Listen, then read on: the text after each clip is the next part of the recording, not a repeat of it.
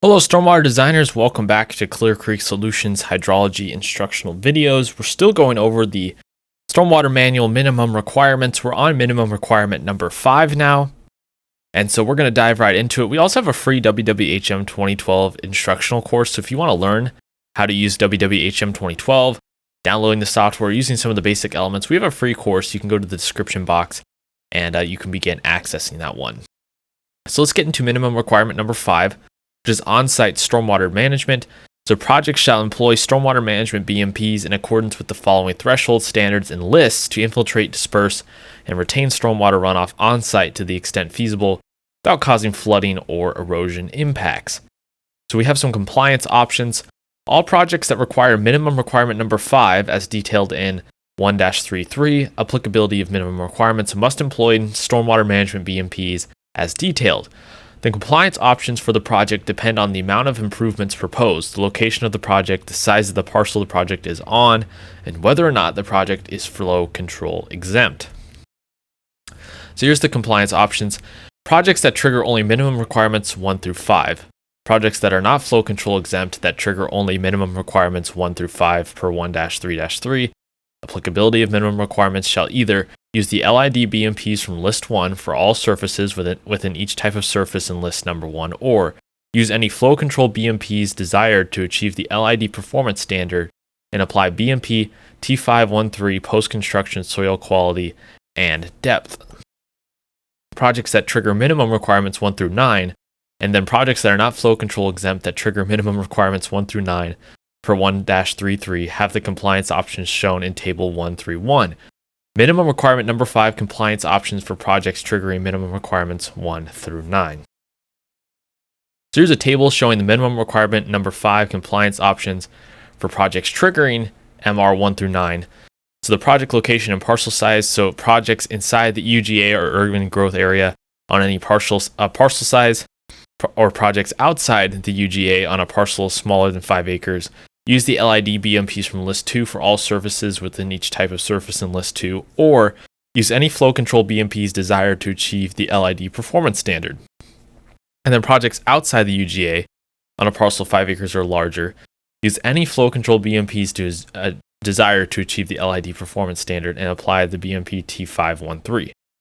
Note, the text refers to the urban growth area as designated under the Growth Management Act of Washington State. If the project is located in a county that is not subject to planning under GMA, the city limits shall be used instead. And then more compliance options. So flow control exempt projects qualifying as flow control exempt in accordance with the TDA exemption in 1347 MR7 flow control shall either use the LID BMPs from List 3 for all surfaces within each type of surface in List 3, or use any flow control BMPs desired to achieve the LID performance standard and apply BMP T513 post-construction soil quality and depth.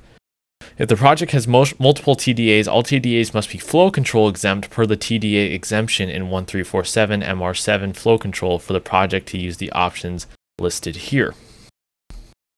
So here is the flow table, or the table here. And so we start off with, does the entire project qualify as flow control exempt per minimum requirement 7?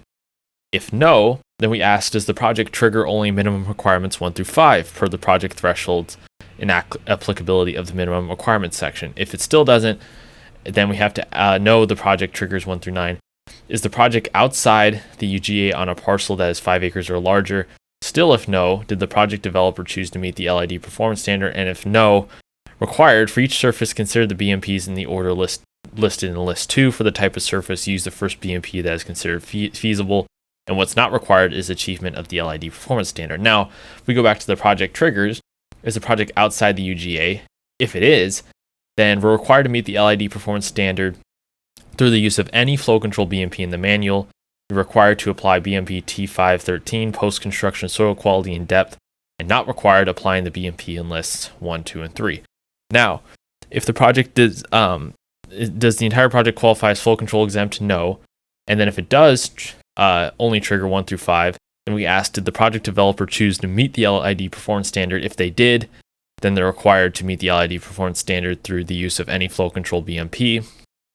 If no, then they're required for each surface. Considering the BMPs in the order listed in List 1 for the type of surface, use the first BMP that is considered feasible, and they're not required to achieve the LID performance standard. Now, does the entire project qualify as flow control exempt? If yes, and did the project developer choose to meet the LID performance standard? If they did, then we go back to that first box, and if no, it is required for each surface considered the BMPs in list number 3. For that type of surface, use the first BMP that is feasible, and it's not required to meet the achievement of the LID performance standard. So that's a long table there, but it outlines based on your project situation which BMP performance standards you have to meet. You just need to follow this chart here, and it'll give you a good idea. Then you need to go to the lists to figure out which BMP is feasible for your use, if that applies. So for the LID performance standard, the LID performance standard compliance method for minimum requirement number 5 requires modeling the proposed flow control BMPs to demonstrate the flow reduction as described below. Note that in order to meet the LID performance standard, the chosen flow control BMPs will most likely need to include infiltration. Stormwater discharges shall match developed discharge durations to pre-developed durations of the range of pre-developed discharge rates from 8% of the 2-year to 50% of the 2-year. Refer to the flow control performance standard in minimum requirement number 7, flow control for information about the assignment of the pre-developed conditions. Project site that must also meet 1347 minimum requirement number 7, flow control must match flow durations between 8% of the 2-year flow through the full 50-year flow, and that can be done using WWHM 2012. Designers selecting this option cannot use BMP T514 rain gardens to achieve the LID performance standard. They may choose to use BMP T730 bioretention to achieve the LID performance standard. And so let's talk about the list approach. The list approach compliance method for minimum requirement number 5 requires evaluating the BMPs in table 132, the list approach for minimum requirement 5 compliance. For each surface, evaluate the feasibility of the BMPs in the order listed and use the first BMP that is considered feasible. The designer must document the site conditions and infeasibility criteria used to deem BMPs infeasible. Once a BMP is deemed feasible and used for a surface, no other BMP from the list is necessary for that surface. If all BMPs in the list are infeasible, then the designer must document the site conditions and infeasibility criteria used to deem each BMP infeasible. This documentation will demonstrate compliance with minimum requirement number 5. Feasibility shall be determined by evaluation against design criteria, limitations, and infeasibility criteria identified for each BMP in this manual and competing needs criteria as listed. So here's the list approach with lists 1, 2, and 3. Remember, we went over the chart to determine whether you need to use list 1, 2, or 3. So for the surface type of lawn or landscaped areas, BMP T513, and they have hyperlinks there if you're in the manual. And then for list 1, we got BMP T530 to 510A, and then to 514, 730, and then we got T510B and 10C downspout dispersion systems, stub out connections, and then that was for the surface type roofs. And then over on the list number 3, we have downspout flow infiltration, downspout dispersion systems, and perforated stub out connections. And then we have for hard surfaces, the BMPs listed there. And then notes for using the list approach: size, rain gardens, and bioretention used in the list approach to have a minimum horizontal projected surface area below the overflow, which is at least 5% of the area draining to it.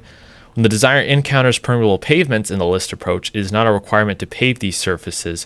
Where pavement is proposed, must be permeable to the extent feasible unless full dispersion is employed.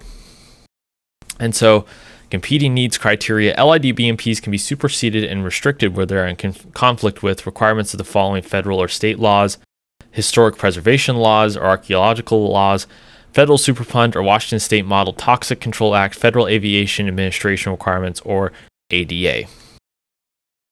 When an LID requirement has been found to be in conflict with a special zoning district design criteria adopted and being implemented pursuant to a community planning process, the existing local codes may supersede or reduce the LID requirement. Public health and safety standards, transportation regulations to maintain the option for future expansion, a local criteria area ordinance that provides protection of tree species, and a local code or rule adopted as part of wellhead protection program established under the Federal Safe Drinking Water Act. And then here's some supplemental guidelines. In order to meet the LID performance standards, designers may use any flow control BMP in the Stormwater Manual. There are no specific flow control BMPs that must be used to meet the LID performance standard. Flooding or erosion impacts, including flooding of septic systems, crawl space, living areas, outbuildings, increased ice or algal growth on sidewalks, roadways, earth movement, settlement, erosion, and other potential damage. There's some more supplemental guidelines listed there. So that is minimum requirement number 5, which covers that LID list and that flow chart there. Make sure to use those when determining which LIDs to use. I recommend that you just read the manual. I'm just going over some parts, but for your own judgment, of course, read the manual. So that's minimum requirement number 5. We'll get into minimum requirement number 6 and a little bit of modeling in the next video. We'll see you guys next time.